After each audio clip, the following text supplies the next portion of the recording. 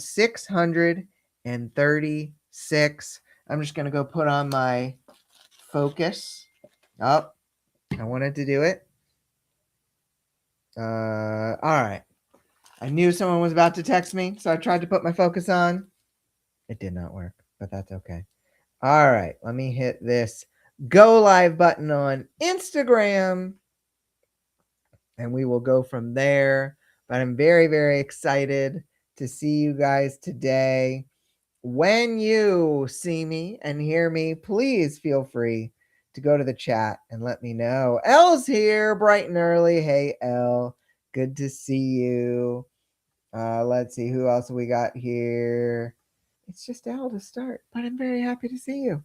Let me know what you're working on, okay? I am going to go get my little checklist here. And I am going to make sure that we are spread far and wide to do all this. Okay. Let's do this. Get myself up and running over on the Facebookies. Let's go share this. Now, definitely let me know what you're working on. If you are seeing this, feel free to fast forward about 6 minutes till we get to the official beginning of the episode. Just going to let all the people know we are now live. And I'm excited. I'm excited for 636. We've been doing this show a long time. But it's been good. It's been good for a long time.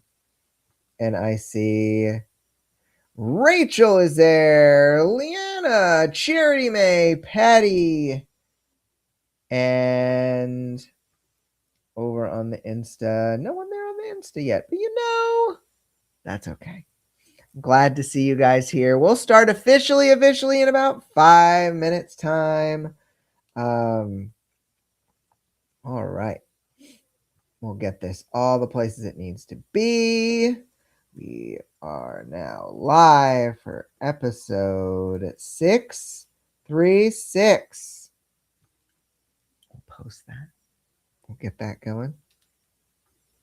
I need to be more front facing, I'm seeing here. But let me know what you guys are working on here. Hey, Sultan. Nice to see you. Enjoy Life Sunshine is here. Hey, Enjoy Life Sunshine. All right, I'm going to keep spreading the word on all the places.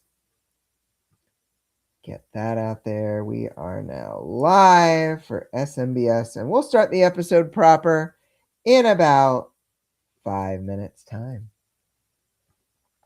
And yeah, very, very excited.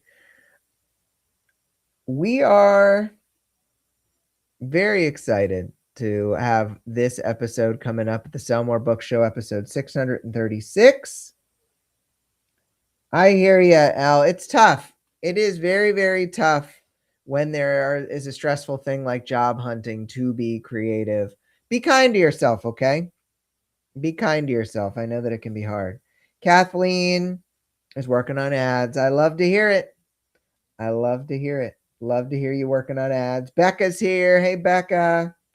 All right, let's go get this. I'm going to copy this link here so that I can put this in all the places, all the people seeing it. And then we will get started officially very, very soon. All right. We are now live. Let's close out of stuff here. Let's go over to the Sell More Book Show group. Let's pin this to the top. What are y'all working on today? What are y'all working on? Let's see. Oh, you're so welcome, Leanna. I'm glad you look forward to the show. I'm glad you enjoy the show. Hey, Matt. Good to see ya. Let's get the party going here. We're 3 minutes out from the top of the show. We're in the pre-show. Feel free to let me know if there's something you want to hear about today. We are now live. I'll go pin this. And then we will get this going over to the Best Page Forward Facebook page. And then we are good to get started on this week's episode. All right, coming on in. And got to share this in here. Let's switch now. I hope you're having a delightful day. We're going to get the party started shortly. We are now live for episode 636.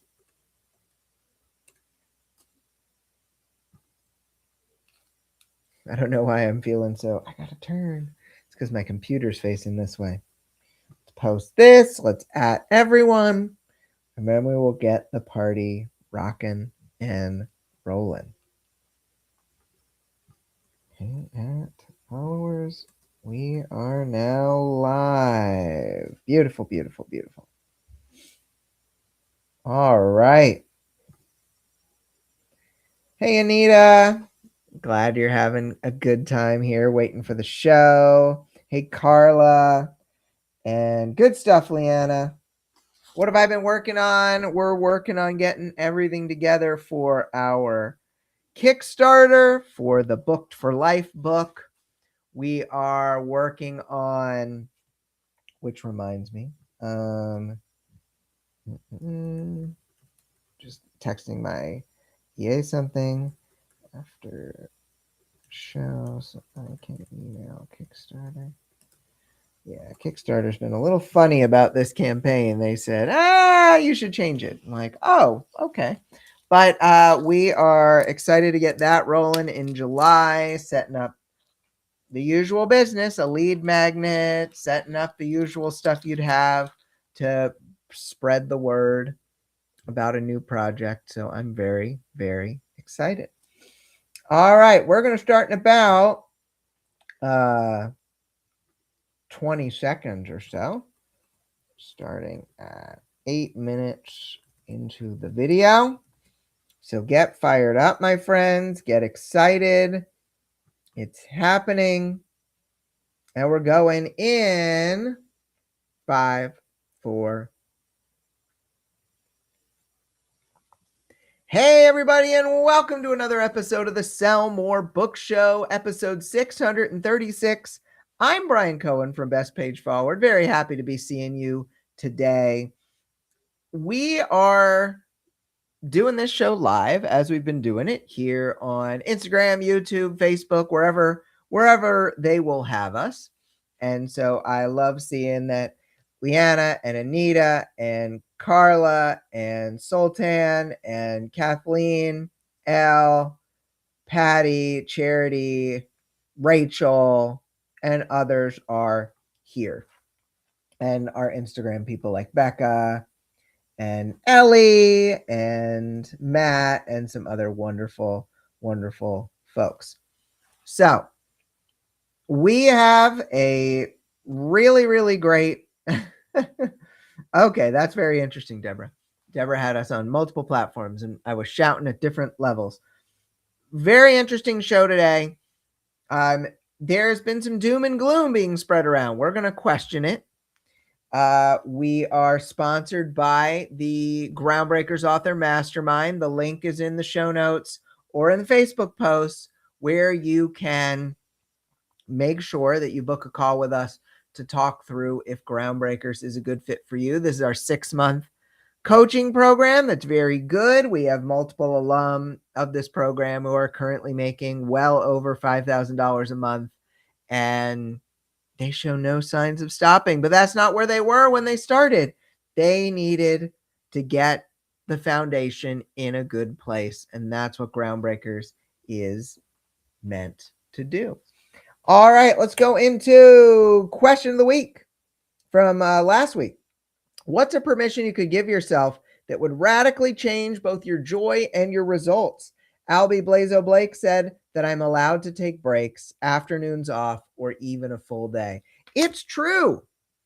And I find that a lot of the time that I allow myself to have breaks, I actually sell more books. I actually make more money. Funny how that works. Helena Hattery said, after reading your question yesterday, I gave myself permission to buy Genius at Work Do Not Disturb signs off Amazon. I love that, Helena. Very, very smart. I think that setting those boundaries with the members of your family is always going to be a positive. Ann Bennett said, after years of always having a work in progress, once I publish the final book in my next trilogy, allowing myself to take several months off to work on marketing only. Updated all front and back matter, sort out ads, review keywords and descriptions, the joy of marketing. I love the joy of marketing. You know, I'm a big fan of having joyful marketing, and I think it's great that you know what you want to do and you know what to focus on. I think this is going to be a positive for you. Awesome. Just looking around at where the people are saying the things. Awesome. So let's go back to our favorite thing to do, which is talk about the top story of the week. Top story is survey says no one is buying books anymore, or so think some authors. According to a recent Authors Guild survey, which has a lot of authors believing the worst. Well, it's not that cut and dry. The survey of 2,000 readers or authors is being interpreted as doom and gloom by the writer community. Okay, it is 2,000 readers. With one assumption being that library lending is the cause of lower author incomes. But others point to fatal flaws in the Authors Guild study. Quote, their data on sources of reading is a one-shot thing, writes Kevin McLaughlin on Facebook. They are not comparing the 2026 data on reading sources to any older sources. They are simply assuming that the decline in reported author income is caused by a change in how people are reading, end quote. McLaughlin points out that book buying itself is up by nearly 100% since 2009. With the exception of a dip during COVID, channels are continuing to report increases in audiobook and print book sales. In addition, the survey looked at who is reading books and where they're getting them, not how many books are being sold or how much money authors are making. But even their lower reported author incomes may not be clean data. Quote, the average income of Author Guild members who claim to be full-time authors has dropped by almost half since 2009. Yes, but in 2009, you had to be a successful, traditionally published author to get into the Authors Guild. Today, any indie who made $5,000 over the last 18 months can join, end quote. If the rules change, allowing many more people who also make less to join, the odds that average income will go down. That doesn't mean that overall author income is down, just that more people can call themselves authors now that self-publishing has entered the business. Quote, everything about the data suggests that overall author income is sharply up since 2009. There are more 6- and 7-figure authors right now than ever before in human history, but the competition is more intense as well.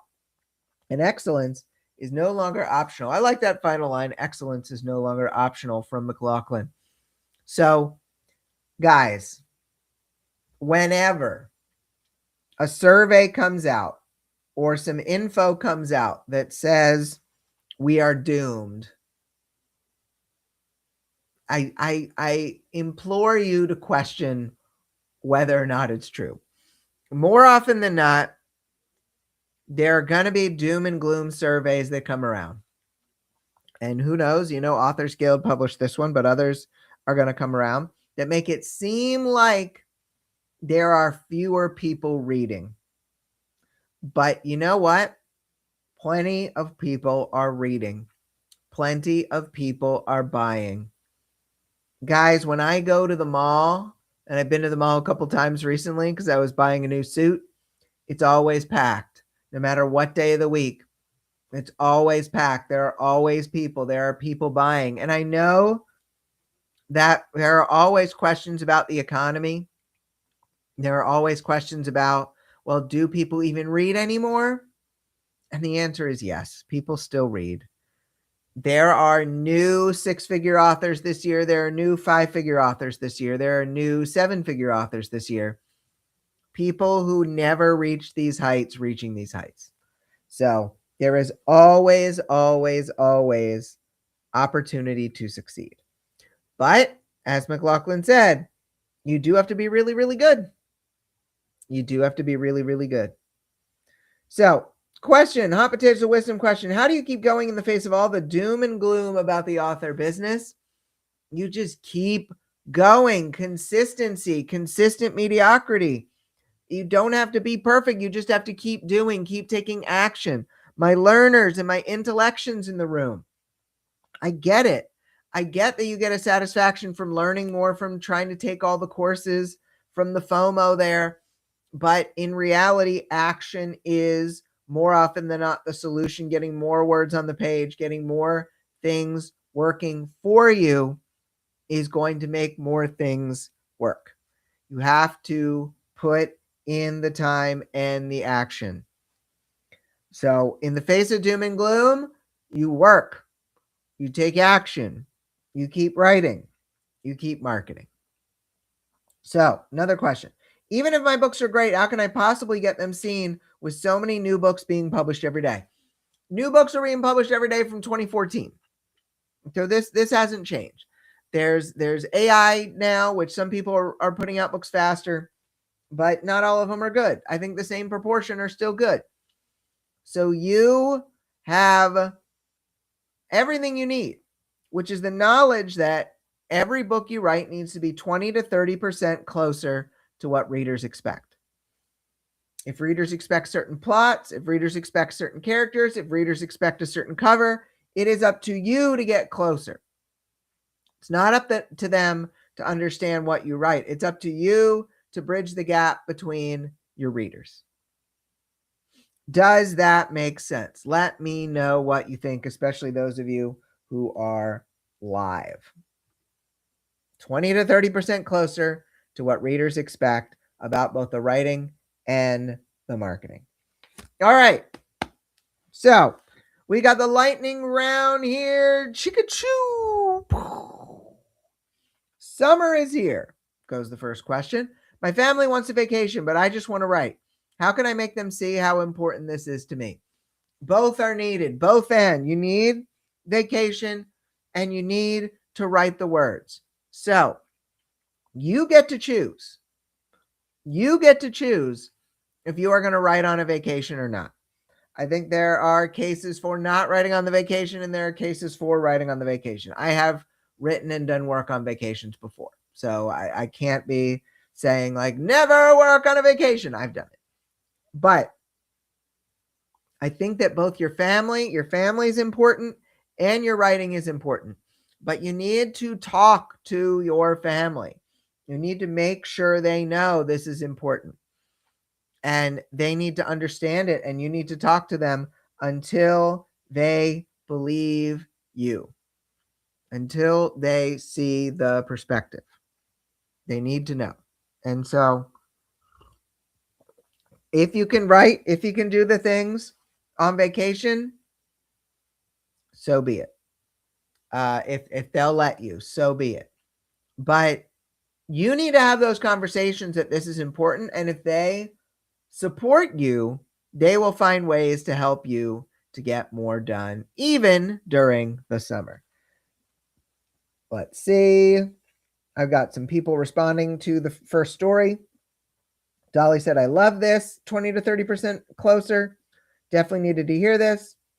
Anita says we have to keep in touch with our readers. Oh man, yes. You gotta be connected. You gotta know what your readers want. Leanna says, I like the 30% closer idea. Good rule of thumb to go by. Yeah. I don't think it's ever wrong. I mean, maybe it's brash of me to say that, but I don't think that rule of thumb is ever wrong. And Carla would love a holiday where it's nice and quiet so she can write. Love it. Kathleen says Groundbreakers taught her and she put it into action and her income is much better. I love to hear that. And Patty says also learners can learn from the process of writing. Oh, absolutely. Write and learn from that. It doesn't need to be a course. Doesn't need to be a course.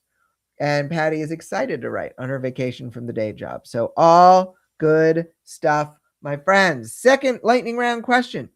What does a sustainable, joyful author career actually look like 5 to 10 years in? And what do those authors do differently from the ones who flame out?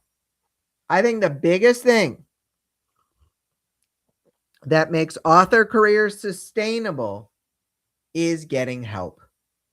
Is like I was just talking with an author who was very successful, had $100,000 a month not too long ago.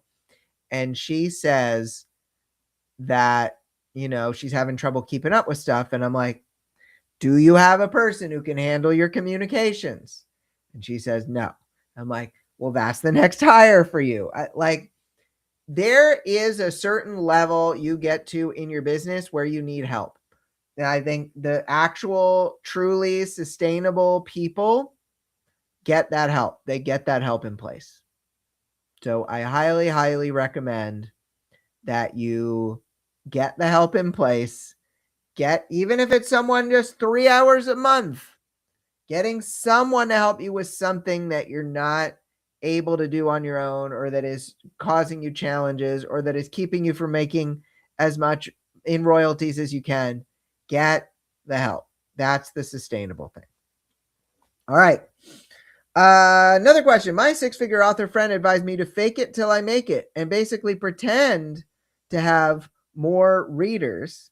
Oh, that's awesome, Tanya. Nice to see you.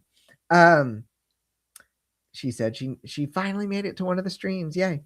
My 6-figure author friend advised me to fake it till I make it and basically pretend to have more readers and a bigger fan base than I do. Do readers care how many other readers there are? Look, I don't think you need to fake it until you make it when it comes to just pretending you have more readers. Like, you don't want to lie, but there are some things that are helpful to fake it till you make it. Faking the confidence until you make it. Faking the making sure you're writing an email like it's going out to more than one person if you only had like a few people on your email list. Those are reasons to like kind of fake it, but I don't think you need to fake and pretend that you're a 6-figure author and that you have a ton of fans. I think you should absolutely connect with your readers and be confident, and maybe fake it till you make it with connecting with your readers. Because otherwise you might think like, well, what's the point of doing this? The point of doing this is that you have readers out there, whether it's 5 or whether it's 50 or whether it's 5,000, and it's up to you to make those connections with them. It's up to you to make those connections with them. So I don't know if readers care if you have readers, if you are a popular type thing, but I know that if you don't make the effort to connect with your readers because you don't feel like there's a point, that can affect things. Number 4, summer is starting in the Northern Hemisphere. How can I best leverage this change of routine for my author career? If it is not usually warm where you are, but it is warm now, take the opportunity to go outside, touch grass, walk around, get movement into your routine. If you are in a place that is usually warm, that is really, really hot, this might be a great opportunity to go to a nice air-conditioned coffee shop, or to find ways to maybe write at a pool and get comfy and have the nice iced drink by the poolside. Whatever it is, if you can find a way to take advantage of that climate, take advantage of that climate and the changes that are going on, whether it's more outdoor time or more indoor time, whatever it is that is going to work for your schedule, I would say you do that. Like, I am taking advantage of air conditioning in places and coffee shops, and I'm also traveling north a little bit to get away from the heat. These are all valid options. A couple people were talking in here in the live chat. Rachel says, I brought someone on to create reels and do content polls. It has helped so much. Even if you can't take someone on full time, hiring out tasks can make a huge difference. Seconded, thirded, absolutely. Tanya says, I've been doing a lot of in-person markets this year, and it's going so well. Great conversations, new readers, really worth it. Great opportunity to take advantage of the summer. If there are more outdoor markets where you can sell your books, that is a great way to take advantage of the season. Good input there, Tanya. Love it, love it, love it. Let's see. I was just seeing if there were any other people's commenting. Okay. On to the final question of the lightning round. How can I feel like a real author if I'm not making enough to pay the bills? If I'm not making enough to even pay the electric bill with my author earnings? Look, here's the thing. You get to choose your identity. You get to choose your identity. Your identity is not selected by a dollar amount. Your identity is not selected by someone else's opinion. You get to choose. You get to choose if you are an author, and you get to live that. You get to live that choice. You get to say, you know what?